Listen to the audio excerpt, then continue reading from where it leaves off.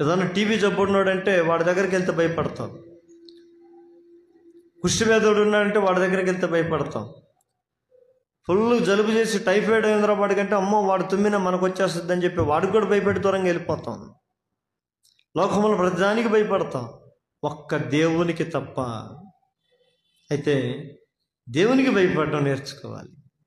ఈ శద్రకు మేషకు అబేద్నెగోలు ఆ రాజుకి భయపడలేదు.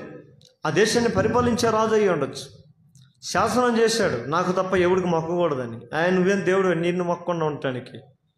మా దేవుడు జీవము కలిగిన దేవుడు, ఆయన మేము విడిచిపెట్టలేము.